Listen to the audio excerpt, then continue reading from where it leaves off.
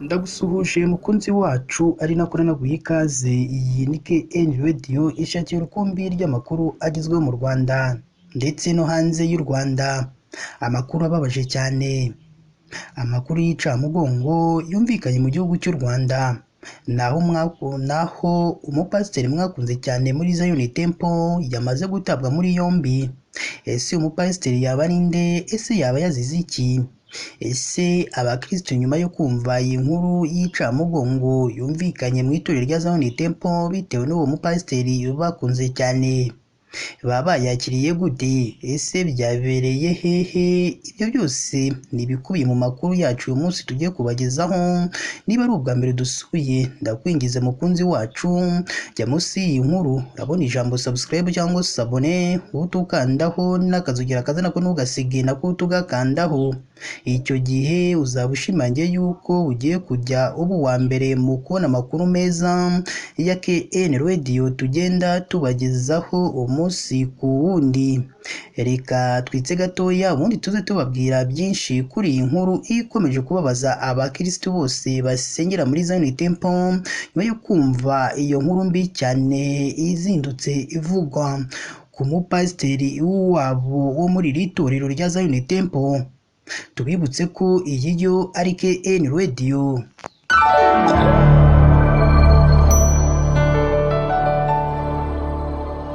Reka nongere mbaye ikaze bakunzi ba KN Radio, aho tubagezaho amakuru amarimo aragenda avugirwa mu gihugu cy'u Rwanda ndetse no hanze y'igihugu cy'u Rwanda. Burya koko iminsi irasa ariko ntihwana. Ibi tubivuze nyuma y'uko Pasiteri Ntambara Felix mwakunze cyane mu itorero rya Zion Temple yamaze gutabwa muri yombi. Mbese uyu mupasiteri yaba yazize iki? Dore ko benshi bavuga ko abakozi b'Imana bageragezwa. Mbese uyu we byaba byagenze gute? Uyu mupasiteri witwa Ntambara Felix wabaye umuyobozi wa Agafu Music International yo muri Zion Temple yatawe muri yombi akurikiranweho icyaha cyo kwaka icyo utari bwishyure n'icyo kwihesha ikintu cy'undi hakoreshejwe uburiganya. Uyu mugabo akaba ari Pasiteri Ntambara Felix.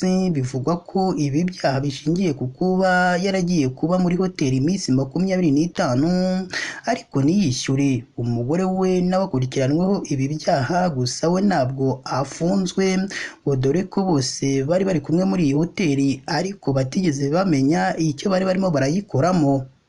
Iyi nkuru kandi ikimara kumenyekana yanemejwe n'umuvugizi w'urwego rw'ubugenzacyaha RIB mu Rwanda Dr Murangira Thierry, aho yabwiye itangazamakuru ko Ntambara Felix akaba ari umupasiteri wo mu itorero rya Zion Temple yavuze ko yatawe muri yombi ku wa 3 Nzeri 2024 mu gihe umugore we Ineza we akurikiranweho ari hanze.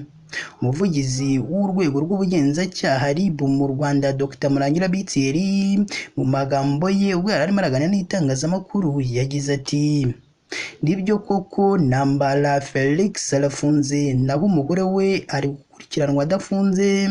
Bakurikiranweho icyaha cyo kwihesha ikintu cy'undi hakoreshejwe uburiganya no kwaka icyo utari bwishyure.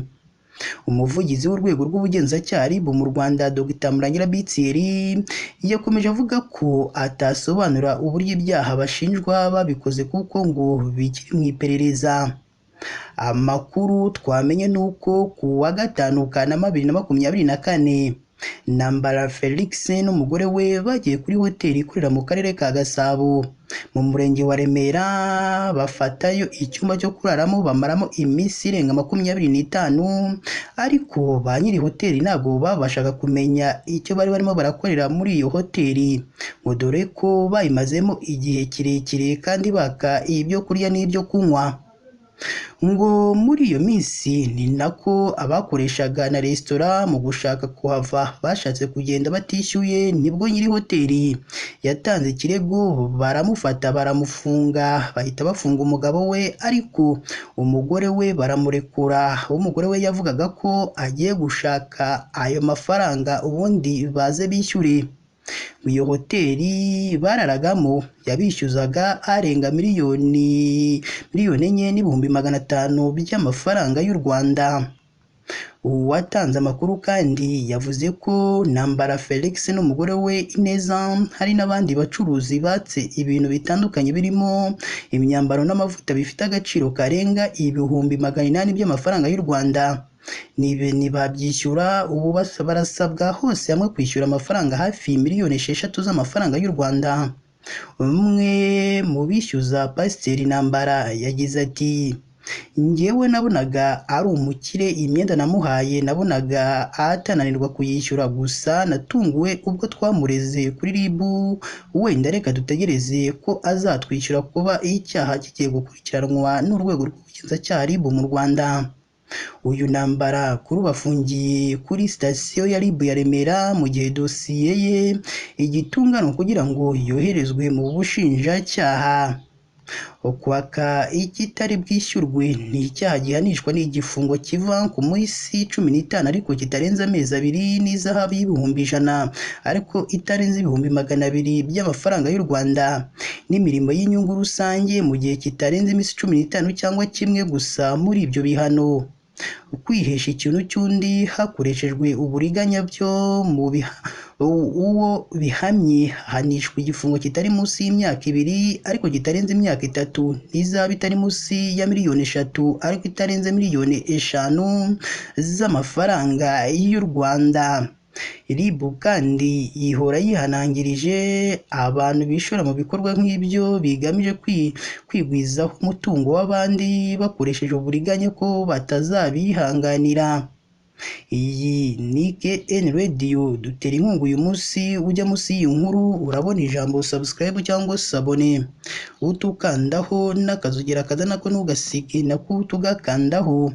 Icyo gihe uzaba ushimangiye yuko ugiye kujya ubu wa mbere mu kubona amakuru meza ya KN Radio tugenda tubagezaho umunsi ku wundi. Si ibyo gusa kandi ugomba no kujya ahatangirwa ibitekerezo ukaduha igitekerezo cyawe, haba ari igishima ibyo dukora ndetse n'ikitugira inama ibyo twazahinduramo mu makuru yacu tugenda tubaha umunsi ku wundi. Si ibyo gusa kandi ugomba no gufata iyi nkuru mu gihe umaze kuyumva ukayisangiza abandi kugira ngo bajye bamenya aho ibyiza biri, ko nta handi ari hano kuri KN Radio. Icyo gihe natwe bizadushimisha kubona turimo turazamuka kandi namwe ari mwebwe mwabigizemo uruhare. Reka tukomeze tubifurize kugira umunsi mwiza kandi Imana ijye ikomeza ibane namwe umunsi ku wundi.